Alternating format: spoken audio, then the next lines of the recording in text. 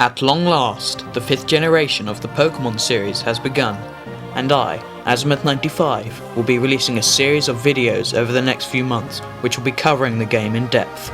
So, I welcome you all to Azimuth95's Pokémon Black and White walkthrough.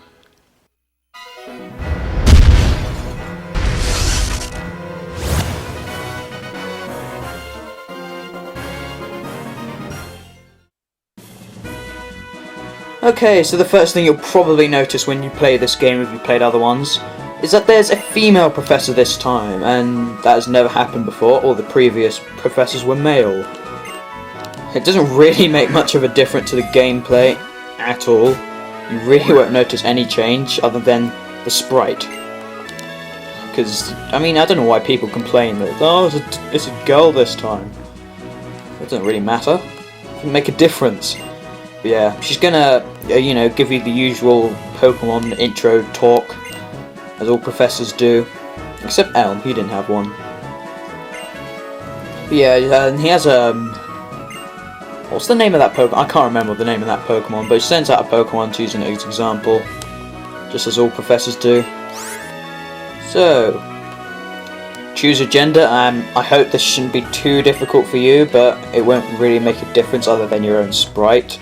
The gameplay will not be changed at all, but I'm just going to go for a boy because, frankly, that is what I am.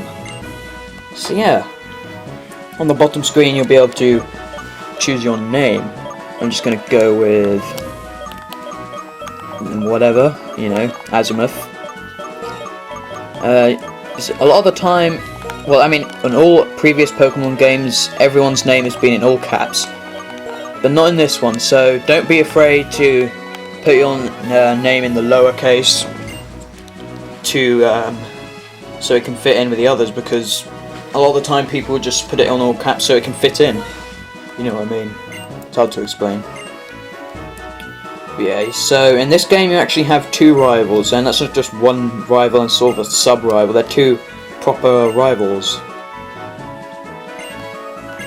So, male and a female one. And you don't get to name them, and that really does suck.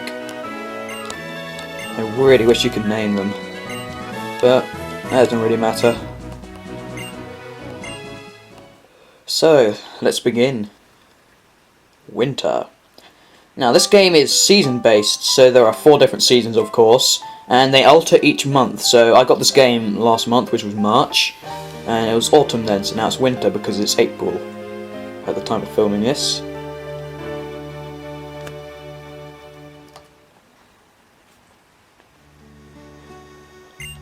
Okay, so you're going to start on your house, and big upgrades to the room. It looks a lot better than in the other games. The bed is actually against a wall, it's not in the centre. Come on, who has a bed in the exact centre of the room?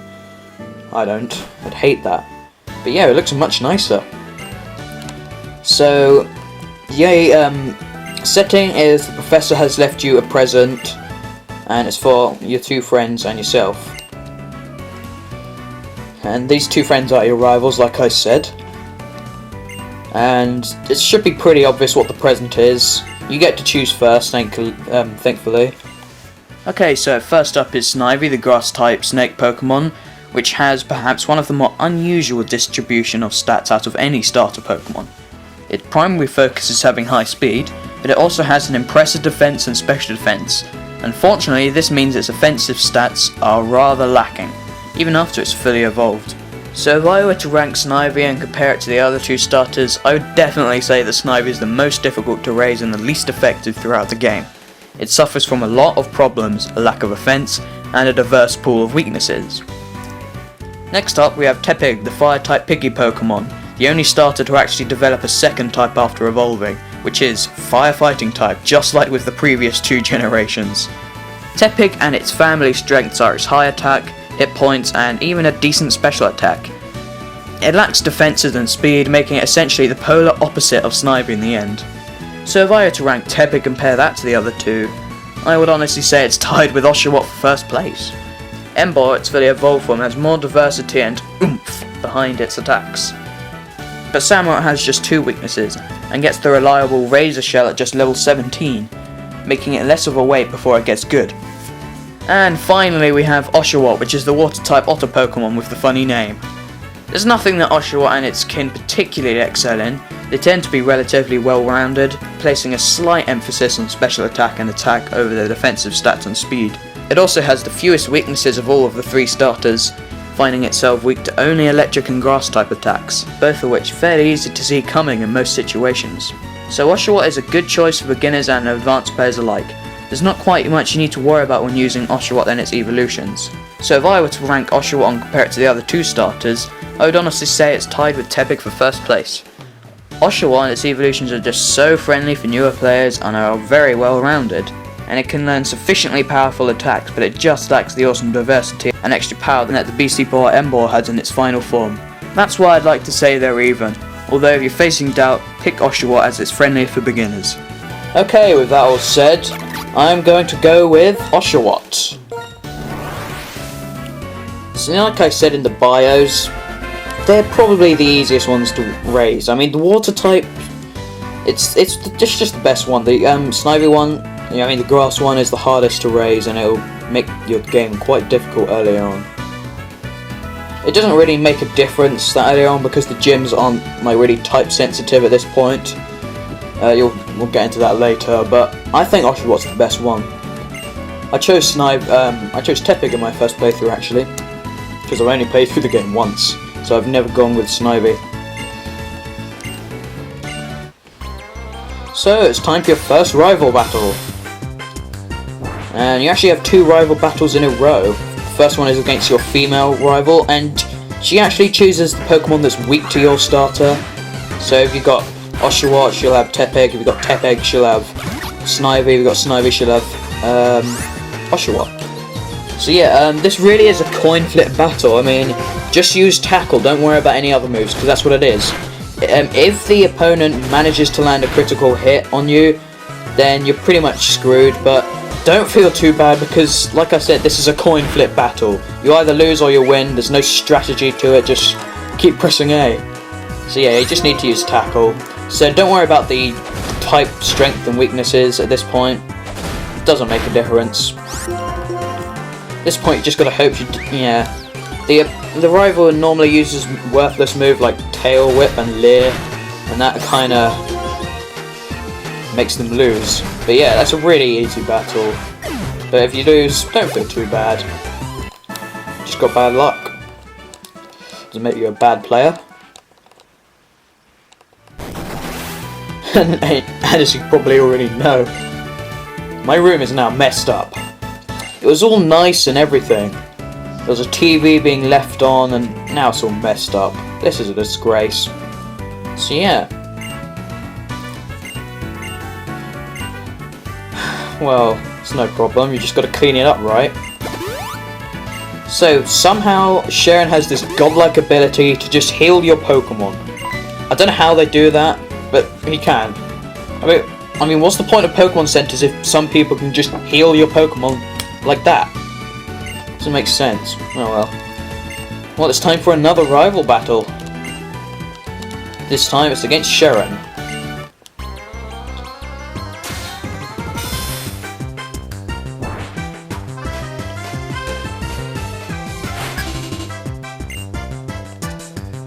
Okay, he will bring out the one that is strong against yours. So if you have Oshawott, you'll have Snivy. If you have Snivy, you'll have Tepig. And if you have Tepig, he'll have Oshawott. So yeah, like it's the same as last time. You know, it may be strong type against yours, but you don't have any type-based moves yet. You just have normal type moves at this point. So it's the same battle as last, pretty much, just with different sprites. Think of it like that: tackle, tackle, tackle, tackle. That's all you need to do. It's a pretty easy fight, but it gets you a good amount of experience to start you off. Okay, nearly done. Why do we even bother using worthless moves like Leer? I don't know why. Oh well, that's that, we're done.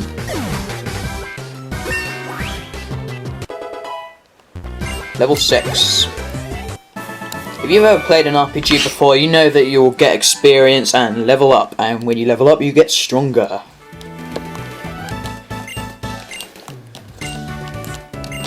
So yeah, your room doesn't actually get messed up any more than it already is, surprisingly. It's a bit odd. Oh well, so there's not really much to do in your room. Let's just see. The bed's a mess. Let's see if there's anything else. Asma, check the PC. Pokemon basics. People live alongside Pokemon in this world. The people who battle with Pokemon are called Pokemon trainers. And no, there is no potion from your PC this time. I think the only other game that didn't have a potion from your PC was... I can't remember which one it was, but one of them didn't. It's a Wii console, and it's not even scratched, thank goodness. But everything else is. Oh well, it's not anything to do in your room that's really constructive or anything, you know. Sorry I have a bit of a stutter, but I'm working on my commentary. So if you're not familiar with my videos, you'll understand. It's the first part. My commentary is always a bit shaky. But I'm not doing too badly, am I? What, you're not going to tidy my room? Oh, that's very kind of you. I love that music that you always hear at the beginning of the game. It's like when... I don't know what the music's called. It'd be like... I think it's the... I just call it the tour music, because it normally involves a tour of some kind. Yeah, but when like, your mum encounters you, you hear that music for some reason. So this is the cross transceiver. Now do not call it the X transceiver, because it's not the X transceiver, it's the cross transceiver. Just looks better if they say X instead of cross, but it is the cross transceiver. I think you will hear me calling it the X transceiver a lot, because that is what it says. But either way, it's incorrect. Now, there are loads of P-dubs flying around for some reason. That's pretty random, but oh well. Let's just see what's in this house here. You don't have to go in this house, but, you know, might as well. I'm probably just going to be talking to lots of people. Well, that's a pretty nice name you have, Sharon's dad. I like that name. Gives you very basic advice. Yeah. Let's just check Sharon's room. I'm sure he wouldn't mind us going in his room without permission. Nothing actually to do in there. Yeah. Let's see what else we've got here. How are you? So there are always like random people walking around in the starter town. And they don't have a house, it seems. But, oh well.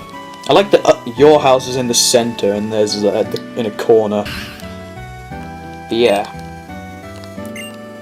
So, this is the first Pokemon game that actually has parents that are a little skeptical about someone going out into the world at just, well, I don't know how old they are in this game. I think they're older, but still, why? This has never happened before. I mean, come on, this would happen in real life all the time. Someone, yeah, he has a good point. He has a good point. But, yeah, it's the first parent to care. Oh well. So after you've seen Bianca, yeah, I think it's Bianca, that's how you say it. Bianca. You can go to the lab.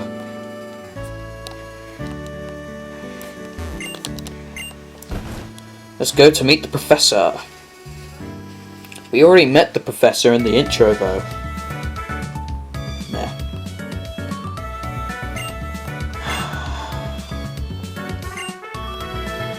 Professor Juniper. I can't really say much about this. I mean, what is there to it? So, this is the opportunity to give your Pokemon a nickname, and guess what? If you have watched my videos before, you will know that I always forget to think of a nickname before this, so I'm just gonna quickly come up with a nickname and then cut ahead to it. And a few minutes later, I've decided to go with, let's see, Shell.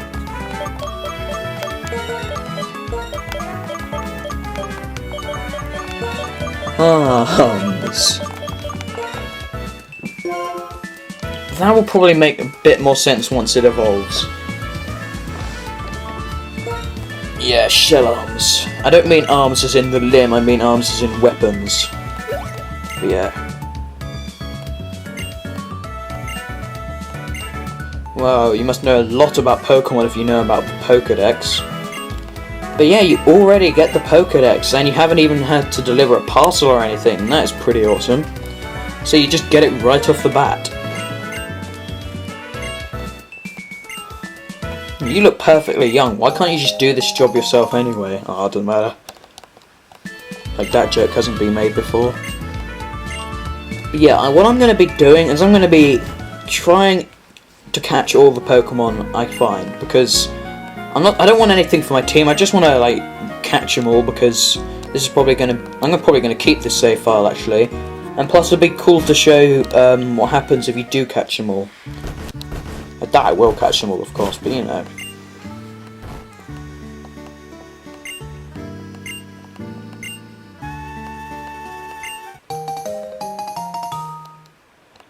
Okay, so as soon as you go out, your mum's going to greet you and give all three of you a town map.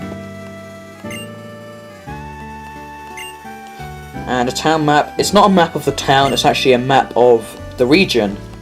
I don't understand why it's not called the region map and not the town map. Why is it called the town map? It always is, I don't know why.